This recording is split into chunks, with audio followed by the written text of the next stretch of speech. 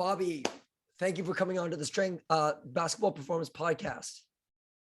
Oh, thanks for having me. I'm excited to be here and looking forward to this chat. I have a ton of questions for you, but before we get going, can you just basically introduce yourself, your background? How did you get into hoops? And then how did you make the transition into coaching? This is always tough for me. I got to figure out a short form story to do it. But I grew up. I have six sisters, and I was the only boy. And I think my attachment to sports was more about my attachment to my dad growing up. I'm a big outdoorsman, a lot of just hunting, fishing, all that type of stuff, and that kind of moved into sports, whether it was t-ball, baseball, soccer. He was a coach of our soccer team, ended up being basketball, and it was more about just, I think, that bond with my father initially, right? And it was a place where me and him could go, and he could throw me pitches or whatever, and then or rebound for me on the basketball court. And it was just a place where I could go and be with my dad. And I fell in love with sports, and I was never an overperformer in any of them because I played so many. I mean, I did karate for 5 years. I was almost a black belt in karate when I was in 7th grade. I played tennis. I was on the swim team. I played soccer. I played basketball. I played baseball. There's more. Like I just did everything, but I wasn't really that good at any of them. I was good. I was like, I'd make the travel team, but I wasn't a standout. I wasn't the most athletic. I was big. I'm 6'7" now, so I've always been kind of big, but I wasn't the fastest, strongest, or any of that. But I just went and went and went and went. And I guess progressing to high school, my sophomore year of high school, I was playing just baseball and basketball at the time. And I was a good baseball player, but my coach, for whatever reason, said I was too tall to play third base. All right. And at the time, I'm 6'5", and my favorite player in the major leagues is Albert Pujols, who's 6'6". Alex Rodriguez, same thing, 6'6". And my coach, like, if I wasn't good enough, just tell me I'm not good enough. But he said you're too tall to play third base. Like, tell me the truth. Like, what's going on here? Like, that doesn't even make any sense, right? So I was like, all right, I'm done. And I've never quit anything in my life. My dad, again, going back to the attachment with him, he was a catcher. He was captain of the Syracuse crew team. If you know anything about rowing or crew, I mean, it's brutal. You row as hard as you can. And he's calm, cool, collected, but I was taught to be the hardest worker, right? And I wouldn't quit anything. But I talked to, probably my dad or whoever, when my coach told me this, I'm like, what am I doing? Like, I'm 6'5". I love basketball. I'm playing spring AAU, trying to juggle it with baseball, and this guy's telling me I'm too tall. Like, I'm done. And I told him I'm done. So I left, and then I went right into basketball. And from then on, sophomore year of high school on, it was all basketball. But I didn't get dosed with competitive basketball probably until my junior year. This was like town stuff, and I really didn't get exposed to like the higher level AAU stuff till I was a junior. And I adapted quickly in that, right, my ability to play. But when I would come back to high school, it didn't seem to carry over. So, playing AAU, traveling the country where nobody knew me, I was good. I was getting recruited. I was talking to, college coaches after, thought I was going to have a scholarship, all that type of stuff. And then I'd come back to high school, and it didn't seem to translate for whatever reason. We can get into that later. So I ended up having some injuries, long story short, and I ended up playing Division III basketball, which is where I belong. That's not like, some start, if this happened, I was a Division III basketball player, and I was a decent Division III basketball player, and I went through a good program. And throughout that, playing college basketball, I did a lot of extracurricular activities outside of the school, and got into drinking and partying. And again, we don't need to get into that now, we can later. But that kind of took a front seat, and basketball took a back seat at some point. And when I got done, I got to a point that was real. But when I got done, meaning college, I got to a point that was very dark, very bad, and I hit a bottom. And once I hit that bottom, it came down to a decision. Honestly, it was, do I want to live or do I want to die? And luckily, I chose live. And I reached out to my trainers from high school and college, who happened to be very successful and very good at what they do. I looked up to these guys as heroes, especially my strength trainers on the performance side. I mean, these guys were my heroes. And I reached out to them. I said, what do I have to do to work for you? And they said, well, go get this certification. You're going to do a 6-month apprenticeship. You're going to get this certification. You're going to read these books. And they had a process. I mean, these guys were elite level trainers, worked in the NFL and worked with professional athletes, Division I athletes and stuff like that. That's where I came up. And they just laid it out for me. And it all started with asking for help, right? I hit this I hit this point in my life where I knew what I was doing wasn't working. And it was so bad that I realized I had to ask for help. I couldn't do it. So I just asked for help. And these guys are great people. And it's funny, when you ask people for help, people want to help. Most people out there are genuinely nice people. And if you approach them from a place of openness and say, I need some help, I mean, who's not going to help you? And I never knew this, right? It was like, I need to figure this out myself. Nobody, like, I got to do this myself. I got to put all this pressure on myself. When you can have help.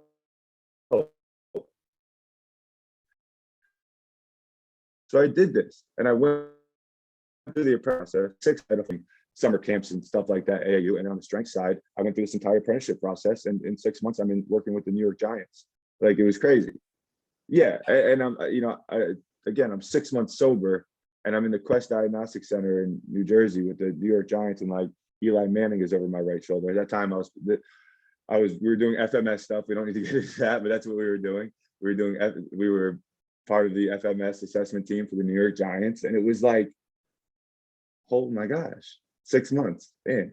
And then the funniest part about that is, a couple months later, again, I'm working with my heroes, right? My heroes hired me. I'm shoulder to shoulder with my trainers, the people I looked up more than anything. And then 3 months later, my mentor, boss, he's like, I don't want to run the gym business anymore, right? I'm like, what do you mean? He's like, well, we're going to shut down. And there were 7 full-time trainers underneath him. Okay. And he goes, I don't want to run the gym anymore. I want to be a trainer. He's like, I don't like having to focus on making payroll. I don't like focus on getting you guys clients. What I love is my work with the Giants. What I love is being a trainer, being an artist, right? That's who he is. He's a coach. And you see that if you run a gym, like, there's a lot of stuff we have to do to run a gym that isn't who we are. For me anyway, I'm a coach, I'm a trainer.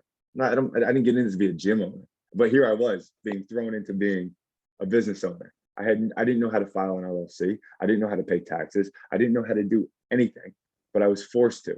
And now 10 years later, I have a waiting list, and I have a list of Division I pro athletes that come in. I mean, I sped that up really quick, but I figured it all out because I keep asking for help. And I was probably a little more long-winded than I wanted to be, but that's.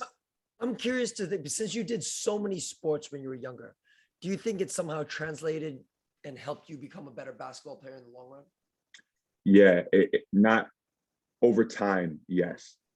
When things clicked, for me, it was a matter of things clicking, right? I told you when I got exposed to it like on the AAU circuit, right? I got thrown into this higher level of competition. I exceeded around that higher level of competition, right? Where nobody knew me, nobody knew who I was. But then I became this new person traveling the country playing, right? I'm from a suburban town, and I'm playing on a team that is the opposite of suburban, and I fit in. And I found out who I was on a basketball court. I created an identity. That identity did not come back with me to the high school setting where people knew me. Because like, I was this person that was shy, introverted, a little socially awkward, not confident. And that's what I knew people knew me as. That I knew people knew me as quiet. And then when I went to AAU, and none of my high school friends were around, none of the coaches, the people that knew me for my entire life growing up, I was able to step outside of that and create this identity, which was truly me. It wasn't like some like alter ego identity. It was me. But when I came back into the same situation of high school, and people knew the old Bobby, I couldn't stay the new Bobby. Yes. I couldn't stay this new confident person, and I didn't play well. Once I had to go back into like systems and sets, and dealing with the high school politics of where we sit in the lunchroom and this or that, and everybody wants to fit in, right? I didn't know how to make that transition back. Is how I look at it. But to answer your question, after everything, now you give me anything, I can play it. Right? Give me a sport: ping pong, pickleball, spike ball, volleyball. I mean, I'm not good at golf, but watch me. I'm a competitor. That's what I love doing. I love competing because I know it brings out the best in myself. It's not about being better than other people for me, but what I love to do is compete to see what I'm capable of. So put me in any situation and you won't find a more competitive person. I will say things that aren't me. Like we're playing like pickup, and I'll have some guy. This happened 2 days ago. I didn't box out because why box out? I'm kind of past that stage of my career, right? So I didn't box out, and I just turned, and this freaking kid comes back and he lowers his shoulder into my back on a rebound. I didn't box out, and he just comes and like it was dirty. I was like, I mean, it's something I wouldn't do, but don't do that to me. And I turned, I said, "You right?" You know, and he just shoved me, like it jarred me. And I look at him, I go, "You do that again, you're gonna leave here bloody. I promise you." And it's a kid I train and I love. Yeah. And I told him, I said, "You do that again, you will leave here bloody." Now, will I actually hit a kid? No. But I want to know him. I want him to know that I'm capable of doing it. I am capable of doing it. I'm not going to do it. You know what I mean? But that's how competitive I am. Like, Yeah. you give me a dirty shot in the back. If I'm out in, New York City hooping around playing pro ball, which I've done all this stuff, right? I've played with monsters. I've played with killers. I played with guys that you hit me in the back like that, I'm going to get in your face and I'm going to tell you, you do this again. Yeah. We can fight. It's okay. And we can hug after it. Like that's how competitive I am. Who I think we've all seen your social media and your training, and it's very different, Bobby. Who are some of the people that you look up to in the strength and conditioning or athletic performance field, to inspire some of the ideas that you have in terms of training your athletes? To put names on it is, I saw this question coming. I'm like, to put actual names is hard, but to like as a blanket statement, anybody who challenges the narrative, Okay. right? Anybody out there that's actually testing and challenging, that's recording things, that is, there's like these rules that have been adopted over time that everyone says and prescribes to. That is, you get a certification and you have this modality, you have this type of periodization, you have this type of thing. This is what I was taught, so I'm going to teach it. Anybody that's against that, right? That's not afraid to fail. That's not afraid to try new things for the sake of trying new things and seeing if, and it's not just for the sake of trying new things, trying to find the most optimal, the best, like trying to create just the best out there, the most efficient process. So whether it's a skill development thing or a strength and conditioning thing, the minds that are out there really trying to just what really matters, what really moves the needle, what is going to get this player from point A to point B most efficiently, and what is point B, right? For him, right? What is this player like? And there's a lot of them. I mean, you can go on Joel's podcast, which I've been on a couple of times. There's anybody on there pretty much. I mean, I'll give him a plug. Anybody on there. I mean, from the strength side, I was just listening to Dan John on his thing. I got to spend some time with Dan John a couple of years ago in the mastermind group I was in. And it was probably 6 years ago at this time. And I have a memory where I can see it and I can feel that experience. And it like, he was very instrumental in how, because it's always about keeping it as simple as possible. Right. That just popped into my head because I listened to him on a podcast yesterday. But if you're a skill coach, go read Easy Strength. If you're anybody, go read Easy Strength with him and Pavel. Like that, we don't need much more than that. If you're a skill guy and you want to like learn how to, get players stronger, right? Because why not learn that, right? That's what I don't. You're teaching skills. We're trying to get players better. Why not learn how to, fix the whole, not fix. I don't like actually saying fix because that paints a picture that they're broken. They're not broken. We're not fixing anything, right? But so that's how careful I am with my words. But why not learn how to really develop the whole human, from a physical, from a skill, from a mental, emotional standpoint. And that way you're looking at it like, rather than I'm a strength guy or I'm a skill guy, I'm a whoever this kid or athlete needs guy. Does he need a therapist? And that's who we wear so many hats. Who does this person in front of me need? Because he needs somebody different than the person next to him, right? Everybody has different things that they need to improve upon. It's not like we all need to get better at the same things. So we need to understand who needs what. Yeah. I was just curious because for coaches, I keep this book or like different versions of this book. I know you might not be able to see it. Yeah, it's fine. We get it. Yeah. And it's for me to jot down notes, and ideas will pop up at any time for me. It could be popping up when I'm asleep and I have to quickly write something down. Or in a session, you think something becomes clear to you, and then for me, I have to write something down. Where do you find that a lot of your creativity, like what time of the day, what times? Is there a certain time, or it could be any time at all? Showers. Showers. I write novels in my head in the shower. I have speeches that would, move a nation in the shower. And I think it's because I get in there and there's nothing. It's quiet. So it's in the quiet right after a workout when I'm exhausted. Right. So last night was really cool. I had one of my players, he just spent 10 months playing professionally in Germany, and he came home. And one of my other players, best players, is about to leave for college his freshman year. Both phenomenal basketball players. And we got done playing at like 9:15. And we played pickup last night, and everybody got going and everybody left except the two best players. It's funny how that works, right? And we chopped it up and we talked for a half hour. And it was like in that moment, we didn't have distractions. We didn't have anything. We all put in work. And now it was like this time where we're catching up, talking about kind of my philosophy with training. And these are two guys at the highest level. And we, at different ages. One is 23 starting his professional career. One's about to leave for the Big East. And then there's me at 34 with all my experiences of trials and failures. And we can just like talk. And I don't say I know everything to them. I never position myself like I know everything. I say things, and it's more of an invitation to challenge my thoughts. So we're going through like our 5-on-5 pickup.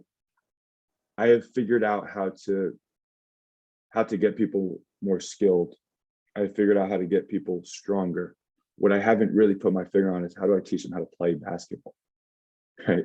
Like there's principles all great basketball players adhere to, whether it's like boxing out or getting back on defense, like certain movements that all great players just know. Like I don't think about it when you play, or good players even. But then I watch high school players and they have no idea how to play basketball. Like I can get them really strong. I can give them a 40-inch vert. They can windmill dunk, but he doesn't know how to play basketball. Yeah. He doesn't know how to get into a 2-man game. And that's what I talk to these guys about. Like, how do I teach that? And that's where I'm at right now. So like, where do my ideas come? They come when I look at what I'm doing, and then I look at what my players need. And then I just try to fill that in continually. This was a question I got asked from a friend as I told him you were coming onto the podcast. We see some pretty cool stuff on your social media. The kneeling starts, the crawling starts, all that kind of good stuff. Where does that fit into your program? What does that look like? So is it the beginning of your program? And what's the philosophy of having people starting at different positions? I think that question is, I don't want to say flawed. All right. So you asked me, where does that stuff fit into my program? Like, where does it fit? Where does Bobby put that? Where does it fit into your program? So I could put it anywhere. I don't know. Where does it fit into your program? That's more important. You see it. What is it accomplishing? What is it doing? Where does it fit into how you structure your workouts? Is there a right answer? Do I know everything? No. I mess around. Sometimes it's in the beginning. Sometimes it's at the end. Sometimes it's sometimes it's as a warm-up.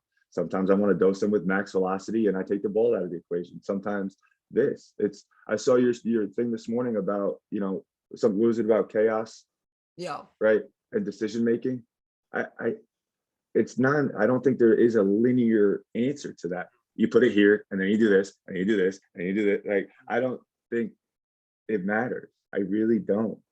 But having a more bird's eye view of your entire system, right? Then you know kind of what your principles are and where you can fit things like that in. But the question is, where do I put it in? Yeah. I generally that stuff is in the beginning of a workout because I'm using it as almost a potentiator. Okay. If that makes sense. Yes. So yeah, I wanted to, I want them to feel positions. So they'll come in, we'll play games, spike ball, whatever, games. They get their strength work in.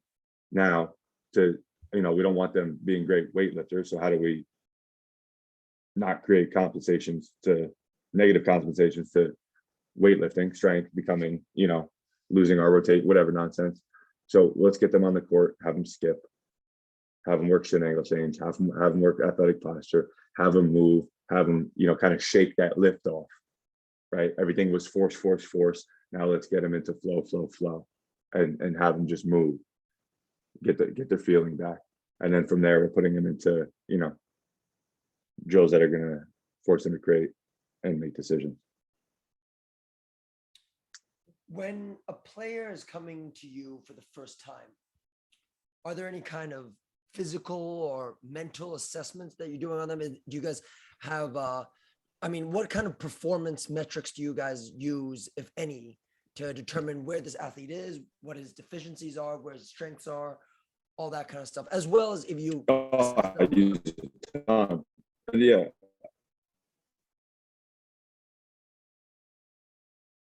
Bobby, you there? Yeah. So go ahead. What were you going to say? If you're going to work with someone. So performance metrics, right? Or Yep. It was a kind of a two-part question, right? Yep. So let's just go with performance metrics. Yeah.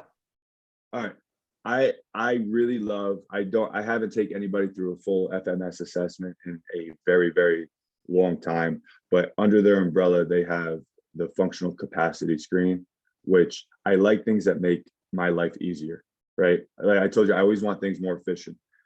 And this is, in my opinion, the most efficient assessment from a performance metric standpoint that I've seen, because they have the software, they have it built into an app. It can send the client an email. I can show them on a graph exactly where they're at. And now I'll get into exactly what it shows.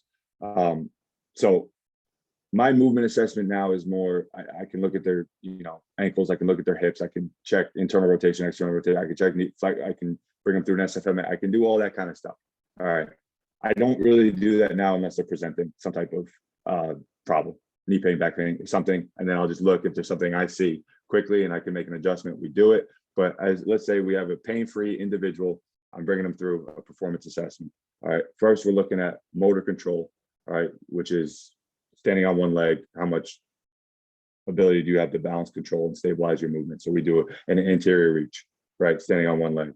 Then we do an upper body cross reach, right? In a single arm push-up position, you're reaching across. How far can you extend out from your body? So we're just looking at the body's ability to balance, control, and stabilize movement, motor control. Yes. Upper body, lower body, right? And that's like the first run. If we're not there, if you have no control on one leg, let's do some, 2x4 plank walking. Let's do some rope walking. Let's do some single, it's not hard. I have this all into my program now. Okay, so we looked at motor control. Next up, I want to look at explosive control. All right, that's our ability to create power one time, right? A display of our dominance over gravity, right? So I'll use it. This isn't in the FCS, but I have a jump mat. Again, I usually just use that as a marker. You can cheat out there, like, oh, you can cheat that test. Yeah, you can cheat any test on the combine, right? If there's a test out there, people figure out how to cheat it. So don't, I understand that, but it drives intent. And I can give a kid a number with their vertical on the just jump mat. It's very simple. Get on the thing, jump. All right, that's my own thing. Now back to the FCS. Explosive control is a broad jump. How well do you create power one time on a broad jump? Now we do a single leg broad jump left to right. Is there a disparity from left to right? Okay, on a single leg broad jump. Then I do a hands on hips broad jump, right? Is there a difference from when he gets the full counter movement arm swing to when I put his hands on his hips? Whether that different, if it's very close, that tells me something, right? If it's very far away, that tells me something, right? He's either weak or he's not connecting his upper body to his lower body. So I'm gathering information. You following me? Sure. Okay, that's explosive control. That's all our single jumps. Next is impact control. That's our ability to recycle energy, land, get into a next jump, right? So we have a double jump, we have a triple jump, and then we have a 2-1-2 jump. So you start on 2, little hop off 2 on 1, and it's a single leg broad jump, but coming out of a hop. So that's showing athlete's ability to recycle energy. From there, we have a postural control assessment where we just give an athlete 75% of his body weight, right? And you walk, you set 2 cones up 25 feet apart, and you do figure 8s around the cones for as long as you can, as far as you can. And so you're counting the number of feet and time. Now, I mean, am I missing anything there from a performance standpoint? No, I think it's pretty. Right. All right. Yeah. But the beautiful, that's what I'm saying. Like, what else do you want to test? We get force plates. Do we need them for height? Do we need force plates? I don't know. Is it going to change? No, I'm just kidding. Are the force plates going to change anything I actually do? No, probably not. That's what I asked. It's awesome. I love it. I can geek out over all the different technologies, bar speed, all this type of stuff. We can test and test and test. But what is going to actually change what I do with these athletes? So now from here, like I said, the bottom rung is motor control. like what's going to raise the tide, right? So we have all these things. What's most important in this hierarchy? I would say motor control first, right? If we can't freaking walk or stand or control, and now we throw, you know, whatever weights in this kid's hand, are we hitting the low hanging fruit? No. So we work on motor control. I could build that into warm ups wherever I want. Next up would be postural control. If I hand a kid 75% of his body weight, he takes 2 steps and falls down, right? He's weak. How do we fix that? I don't know. We could carry heavy things, right? It's very simple. Let's get him stronger, you know? And the kid takes 75% of his body weight and he walks for a minute and a half, you know, 300 feet. He's pretty strong. He's not breaking down. He's not full, you know, he's a strong kid. Okay, that's good. And it's cool because this all comes up on a graph. I should get freaking paid by FMS and great cooking. But anyway, so I believe this is how I am though. If I'm passionate, if I believe in something, it's sweet. I'm gonna talk about it. For sure. So now next is explosive control, right? If you can't produce power one time, so what do we do to that? All right, we work on that. But it like, and I can show all of this on an app, on an iPad, and it's like a diamond with the norms, and then it's like where he is, you know, on that, in that diamond. And now I just show him like, all right, your motor control is 30% less than normal, and normal is like normal people walking around. You're a basketball player, right? So like explosive control, I don't want them to be at 0 normal. My best athletes are, you know, 60% better than normal on their explosive control, on their ability to create power one time. They're 50% on their impact control, better than normal. So I get a kid in there and he thinks he's good. I'm like, well, yeah, you're normal, right? And now my job is to pull these arrows. And it just makes my life simpler. So then we put them into a program. And honestly, as long as they work out consistently, any one of my programs works. You know, it could be anything simple, but they all work and they all get the athletes better. And then I can retest and I put it back in the same software and it says, hey, you know, your broad jump is up, you know, 2 feet. Done. That's what you came here for, right? Speaking of your program, I was last time we spoke, Bobby, we said we were going to make this a two-part podcast. I don't usually do this until the end, but you have a new product out, and tell us a little bit about it. How can people from around Hong Kong even get access to the awesome stuff that you have? It's highpowersystems.com, right? Highpowersystems.com, hypowersystems.com. And it's everything I just talked about. I mean, if you need more explanation than everything I just said, it's 10 years of really trying to be as good as I can be. And I'm not like, it's not lip service. That's who I am. Every day, day in and day out, I do my best, from a skill side to the performance to the mental, emotional side. There's an 8-page ebook in there really telling you who I am, what my principles are, how I got to where I got, the people I've learned from. I cite books, I cite everything I took and learned from. The key things in my life that, you know, made me who I am today are in there. And it's not a program for people that want to be told exactly what to do, because people that want to be told exactly what to do are not going to be elite performers. Elite performers are creative, they're adaptive, they're problem-solving geniuses. And that's who I want to teach and inspire. I don't want to have to hold people's hands, because that doesn't get, that's only, then I'm in control. I want to put the athletes back in control. And I think the industry has gone down the wrong path where teachers, trainers, coaches have too much power. They have I'm a trainer and a coach, and I don't like what's happening in our industry, that people believe that we know everything, because that's how we position ourselves, that we know everything. I don't know everything. I will never know everything, because again, every child, every human, every athlete in front of me is different and needs different things. So I learn when I find new problems. I'm excited by new problems. I'm excited with people that present different things, because I will find the best in the world at solving those things. And then I will learn from the best in the world, right? That's how, and that's the whole idea with this. I created a blueprint. I created a thing that can just, if you take that and you just like let go, and you're just like, wait, I'm going to challenge everything that's over, and I'm going to have fun with this. This is it. And it's going to take education like this. I could put together a jump program, right? and guarantee people 7 inches on their vert in 3 months, and I could make $1 million. I could do that, but it's not real. It doesn't last, and it doesn't change lives. I want to create a generational impact on people. Do you know what a generational impact is? Do you? Do I know what a generation impact? What's it? What's a generational my, impact? My interpretation of it would be that you uplift the entire society at once. In order to make a generational impact, like there would be some sort of societal change. That would be my interpretation. I don't know. I'm not looking. Yeah, no, that's powerful. So what I'm looking at is me and you right now. What I talk about is serving the person in front of me.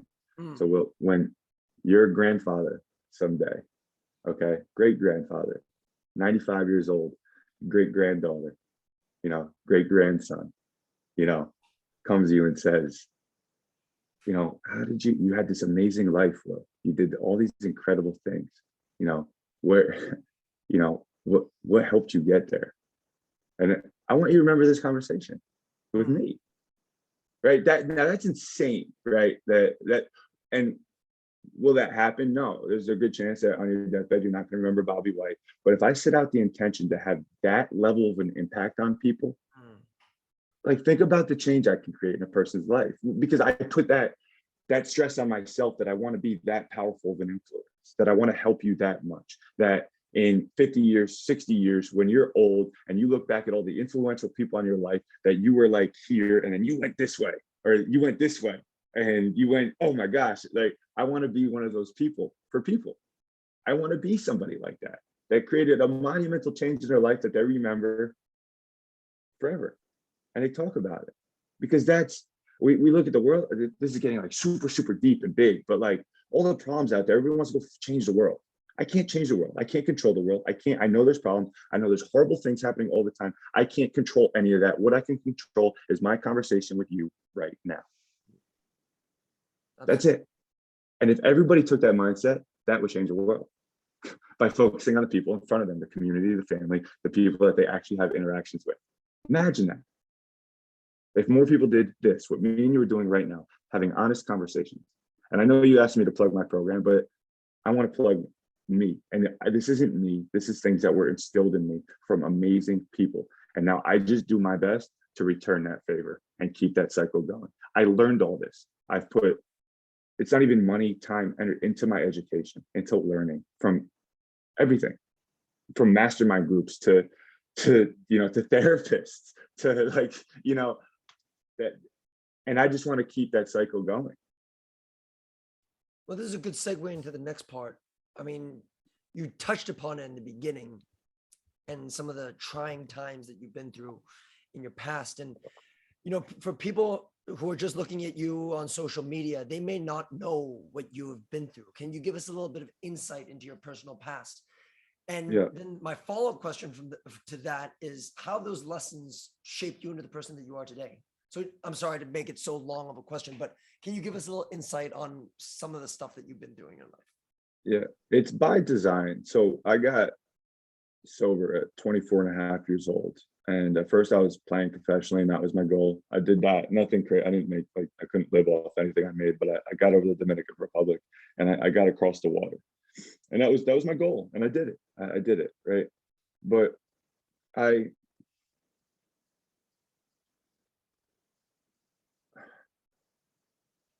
I'm losing my train of thought here because this is very important to me. So can you reset that question? Just so I want to deliver. Absolutely. Can you give us a little bit of insight into your past that people who see you on the surface don't know about? Right. So I wanted to be an expert in what I did first before I didn't want to use my story for selfish things, right? I know I have a powerful story. I know I'm a former heroin addict, alcoholic, drug addict. I almost died many times. I've been in jail. I've been in psych wards. I've been in institutions. I've seen things. I've had manic episodes where I lost touch with reality. I heard voices. I've been on every medication, and I knew I had this powerful thing that I've overcome. And I didn't want people to come to me for some motivational story, right? I wanted to become an expert in the thing, which was getting basketball players better, right? So I put my energy to that, and that allowed me to focus on becoming an expert in something, right? So rather than being out there, I'm the sober guy, I changed my life, this kind of fluffy, good, warm story. I really wanted to be an expert first. I want you to come to me because of why you're coming to me, right? And now underneath that is this man that's been this boy, this child that was completely broken, right? That wanted nothing more than people to love him, right? And didn't know how to go about doing that because he had no faith in who he was and doubted who he was and had so much fear and insecurity that he lost touch with who he was and cared more about what you thought about me than what I thought about me.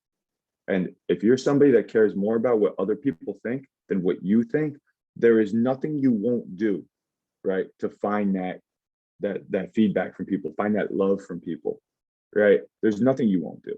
If it's drinking more than people at parties or doing this or doing that, you're just going to put on mask after mask after mask, trying to gain acceptance from people rather than just attracting the people that you should attract because of who you are, the beautiful person that you are. So this, I focus on becoming an expert. I had the right people in my corner. I got completely broken. And it's now like, it's something that I didn't get help for so long because like I said, I have 6 sisters. Out of those 6 sisters, they're all incredible. They all knew kind of exactly what they wanted to be. I have one sister's an anesthesiologist. Other sister's an attorney. Other sister has a PhD in audiology. My younger sister is a nurse practitioner. Like it's, and then there's me getting high by himself every night watching Netflix, right? It's like, I have good genes, right? I mean, like I have a high performing family. What's wrong with me? What's wrong with me? I don't want to be doing heroin every night. I don't want to be doing painkillers every night. I don't want to be by myself doing this. But I had a physical addiction.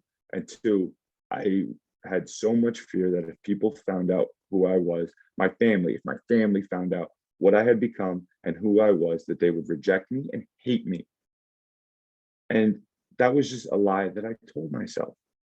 And I am so grateful that on November 18th, 2012, my mom caught me stealing from her. I was stealing from her for a long time, but I am beyond grateful that I got caught, because if I didn't get caught, I don't think I would have ever gotten help, because that fear of shame from my family and people that knew me was so great that I was scared to get help.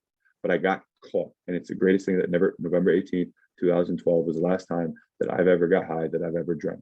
We're over 9.5 years now, right? And my mom kicked me out of the house. She told me not to come back. If I use her credit card again, if I steal from her again, she's calling the police if I come anywhere near her. So I had no place to go. I had no place to go. And now I can accelerate this whole thing. You've heard who I am today. And I've kind of explained the recovery process and becoming where I'm at today, I think already. But something that I feared, of being known, of being rejected, hated by my family for finding out who I am. I am an uncle today. I'm a son today. I'm a father already. I have a baby coming in September.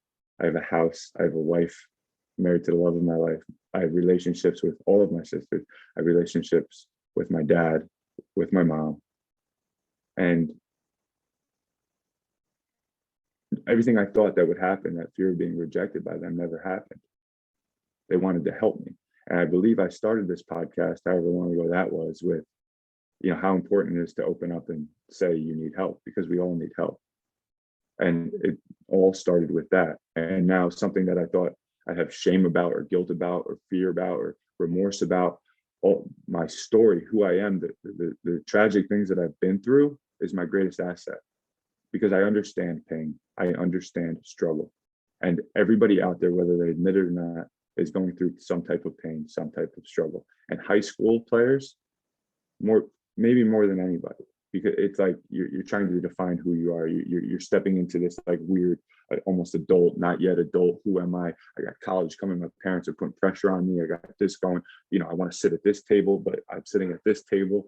And that's where we talked about my story of like not fitting in and being able to like be comfortable with who I was. I needed me when I was in high school. I needed somebody that showed me I was valuable. I needed that. So that, like, if I really put my mind to pursuing a career in the NBA, to being an NBA strength coach, to working with the elitists, that older athletes, professional athletes, I'm sure I could do it. But for right now, I am called, right, to work with high school athletes, because that was where I made the wrong decision. I don't know if you ever heard of this guy, but his name is John Kessel. He's from USA Volleyball. And he has a line that says, not verbatim, but something like, we are all trying to become the person that we never had when we were kids. And what you just said there is exactly why I do what I do with high school kids, because while there's questions I'm going to be asking you later, I'm quite similar to you in terms of not being the most confident kid, wanting to be accepted, all that kind of stuff. But before I ask you that question, Bobby, I'll be vulnerable with you. Addiction, actually, a few different types of addiction runs in my family as well. And so is that something that you have to deal with on an ongoing basis, even though that you've been clean for so long? Is it something that you think about all the, how does it work for you? It's every day. It's not, that's what I don't post about it often, because I don't want people to feel bad for me. Right. Like, right. oh, keep in there, hang in there, Bobby, you got this. No, my life is beautiful. My life is gorgeous. My life is amazing. I don't care. I go through stuff like everybody goes through stuff. I have a near panic attack sometimes, right? Right. The difference is now I'm me. So when I fail, when I fall short, when something happens, I have a team around me. I have things in place that can help me handle this, where the thing I used to handle all this insecurity was drugs and alcohol, was my addiction. Now I've built this thing. I've got a wife that knows me. I've got a family that knows me. I've got a therapist that knows me. I've got a network of men that have been through similar experiences that know me. So when I go through something, if it seems insurmountable, if it puts my back against the wall, if I have this problem that I can't wrap my head around, I have a list of people that I can talk to and say, I don't need advice often. I really don't. What I need to be is heard. I don't need people to tell me what to do. I need people to just listen and hear me. And are the things that are coming out of my mouth true, or am I making this up? Have I adopted beliefs that aren't true, that aren't backed by evidence? Because on any given day, I can get 3.5 hours of sleep, be completely stressed out, wake up and look in a mirror and not like what I see. Let's just, for the sake of this conversation, I see somebody that's ugly. Okay. Dang, Bobby, you're just so ugly. All right.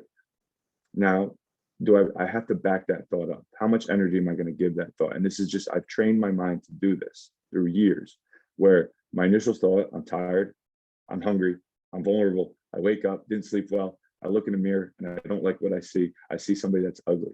Now my brain goes, well, let's back that up with evidence. This is cognitive behavioral therapy, if anybody's ever looked at it. Back the thoughts up with evidence. Now, if I'm ugly, would I have a beautiful life? No, I would not have a beautiful life if I was really ugly. And if I am ugly, who cares? I have a beautiful life. People like me. Look at my family. Look at the things that are actually important. It doesn't matter. And I see with my young players all the time on the court, this kid last night, he's talking to me. He's like, I just so much pressure on myself to play in college. I'm like, no, you don't. You don't have to play in college. He's like, yeah, but I want to work really hard and I want that hard work to pay off.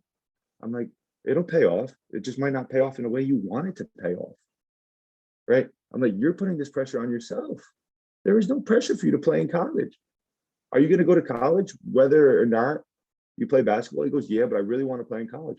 I say, okay, so you work as hard as you can. The joy is not in accomplishing the goal. Like, you're not just going to all of a sudden play in college and be happy, because there's going to be another thing. There's going to be another thing after that. You just put in the work. You have goals. It gives you something to strive to, and you work to it. If you get there, we played this game before, right? You get there. What's the next step, right? You get to the goal. What's the next step? It's the same step as if you didn't get to the goal. Right? You put in the work. What kind of advice do you have to the 15-year-old Bobby? I mean, he's just starting to maneuver his way through life. He's getting influenced by this and that.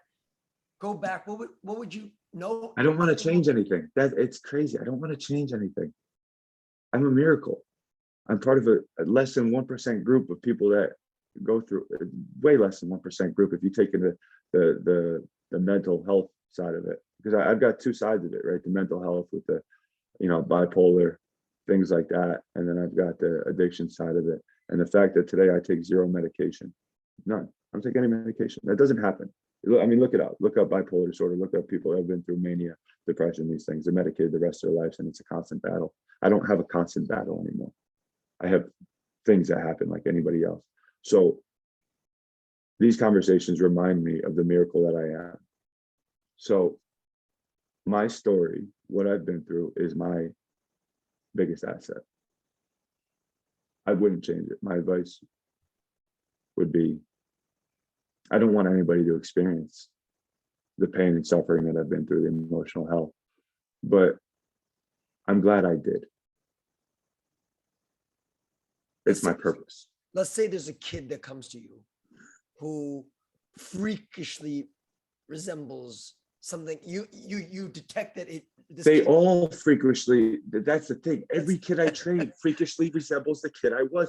Like they may come out in different ways, different addictions, different twitches, different mannerisms, different things, but it's all the same thing.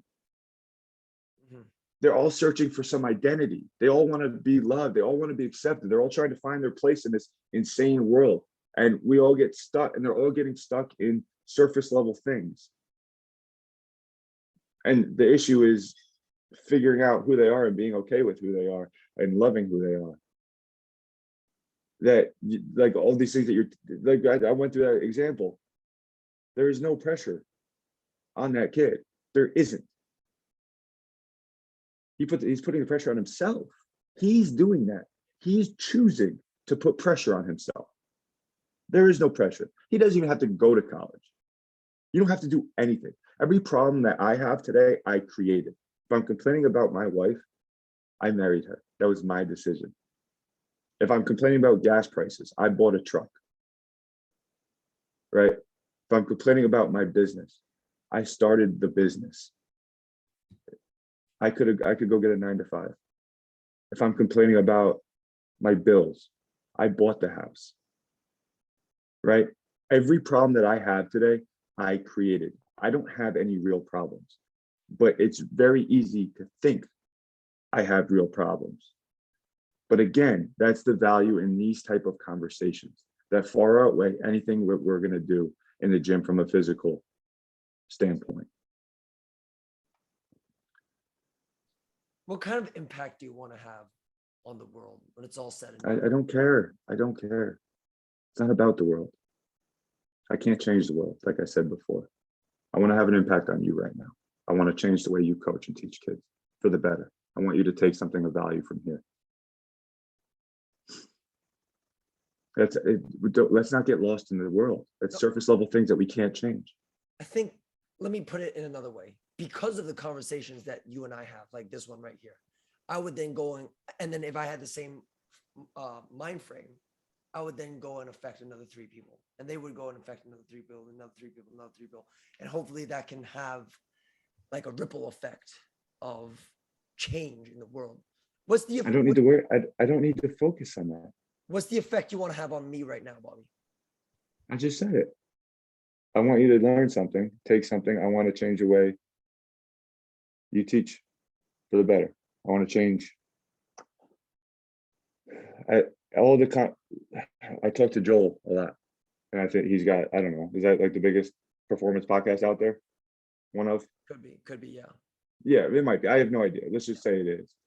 And he tells me that the best performing ones are on speed and power development.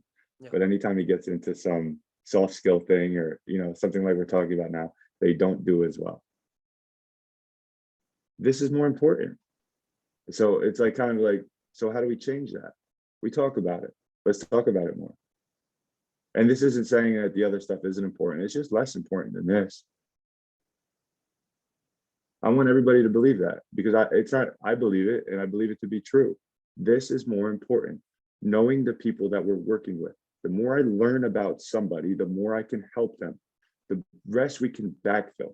Okay, Johnny comes in and I learn as much as I can about Johnny, who he is, what his family's like, what he likes to do, his hobbies, what movies he likes, the music he listens to.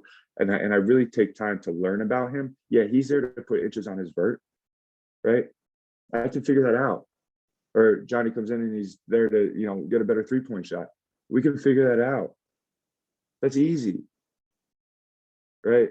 But what we'll learn is what he's really there for isn't really that. It's something much deeper. It's connection. It's help. They're coming to me for help. And they don't even look at it that way. But anybody that's coming to a trainer, to a coach, they are seeking help and guidance. So let's be a place of actual guidance, not telling them answers, because answers don't help people. They give it, it's given. It's like, we had a TRX thing in our gym. Yes, this is an unbelievable example of what I'm talking about.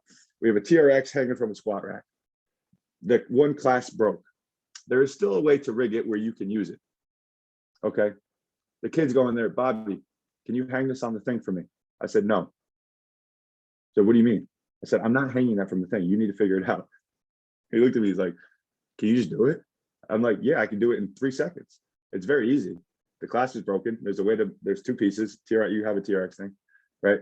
Figure it out. Okay. But 5 minutes in of him not figuring out, the whole group of athletes, 5 or 6 of them, are all over there playing with it, trying to figure it out. And it took him about 15 minutes. All right. And I look at him and he's smiling. I got it. I'm like, doesn't that feel good? Right. There was a problem for him to solve. But everybody, how many coaches would have just walked over there, taking the 2 seconds and hung the thing? That opportunity to learn is more important than the TRX row he was about to do. He gained more from that experience of learning how to hang this thing on a squat rack than he did from his, 20 reps doing a TRX bodyweight row. Why don't we talk about that more?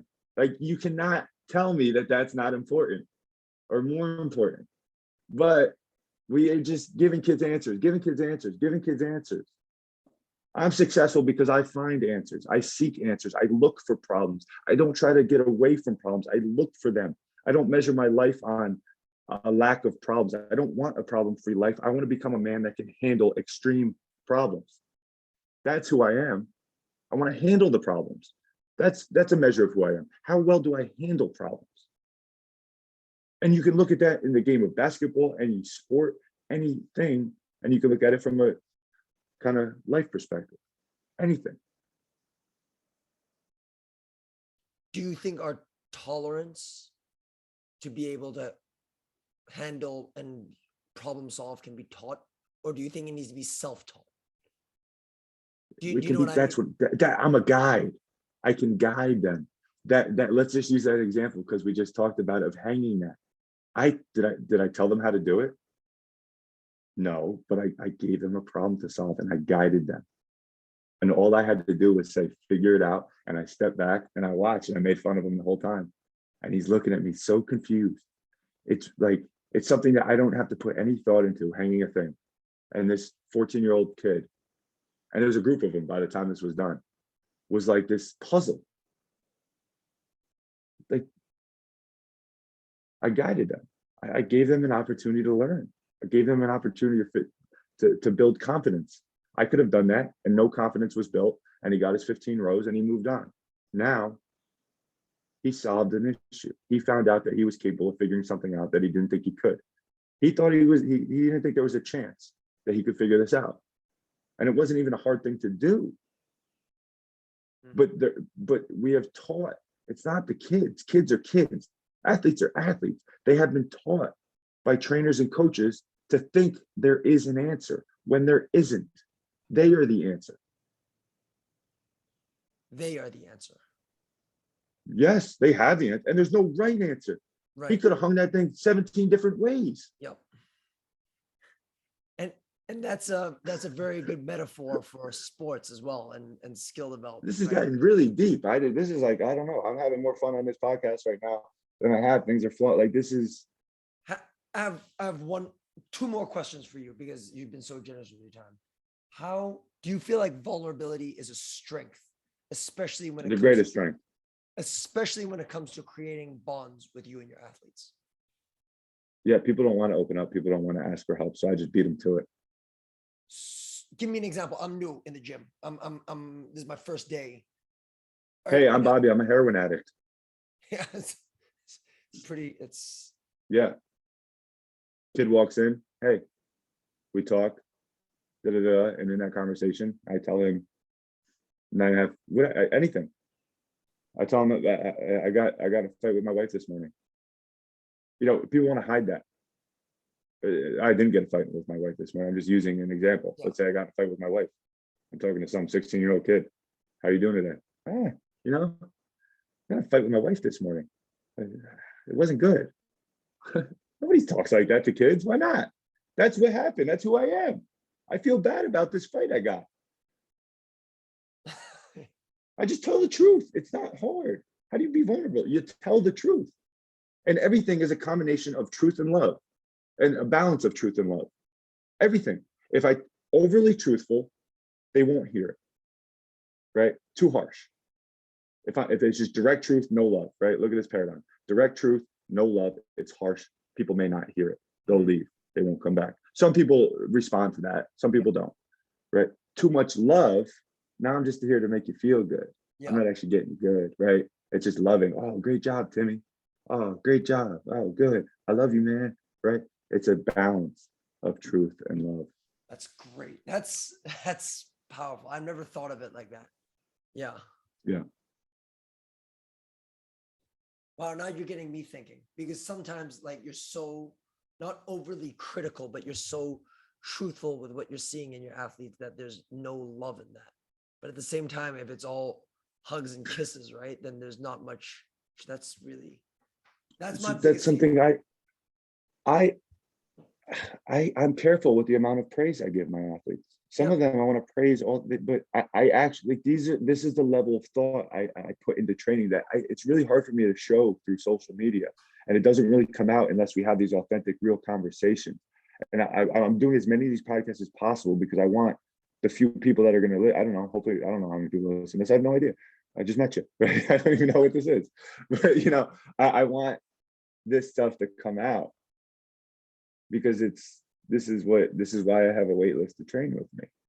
This is the level of thought I put in there. How many trainers or coaches out there are really like questioning how much praise they give their athletes, or how they speak to them, how they talk to them? Are they, when they're teaching or instructing, are they looking at body language? Are they looking at facial expression? Are they seeing what people are doing while they're teaching and reacting to how they're teaching? Because I'll have 8 kids there, and as I'm teaching something, I'm scanning and I'm seeing what are the best kids in the class doing while I'm teaching? What are the worst kids I'm doing? What are the worst kids doing while I'm teaching? And I can tell you right now, because I do this all the time, it's very simple. You want to know what it is? What the best athletes do while I'm teaching? They're going through the motions in their mind, because you'll see them start to, we're going through a cross movement. I see them in their mind. The best athletes, as I'm speaking, they are in tune with what I'm speaking, and they're already visualizing themselves do it. Watch this with your best athletes. They're going to start and they go up and they do it, or they're watching me. If I demonstrate, they're just watching. What are the worst athletes doing? Worst players, maybe not athletes, players. They're asking questions. How do I do this? What about this? What about this? What about this? How do I do this? Step up. Yeah. And I go, sometimes if it's like one of my little brothers that I've known, not even like this is shut up. My wife gets so mad at me. You can't tell kids to shut up. I'm like, it's love. It's a loving. Shut up. Just watch. You got 4 Division I athletes in front of you. Watch them. stop asking, because that thought, that mental game of questioning and like trying to analyze every nuance or whatever that your brain is telling you it's not what the best athletes do. And I know this because I watch this. I watch them. We do like a follow the leader game, right? I don't know. We start at the 3-point line, go to the basket. We got 8 kids in line. The first kid in line gets to do whatever he wants. Whatever he wants. I don't care. Go. Every other kid has to follow and do exactly what he did. And you see, the good ones just go. The bad ones can't do it. Well, Bobby, you've been awesomely generous with your time. Where can people find out more about you? Because I learned a ton. This is not the first time I've spoken to you, and every time I speak to you, I get inspired to be the best version of myself. Where can people find more about you? At Bobby Whyte, Whyte. That's it. Awesome. Bobby, thank you for all that you do for the industry. I mean, I'm sure I'm not the only one impacted out there. And honestly, you're a big motivation to a lot of us. So thank you for coming on. I appreciate your time. Thank you so much. Okay.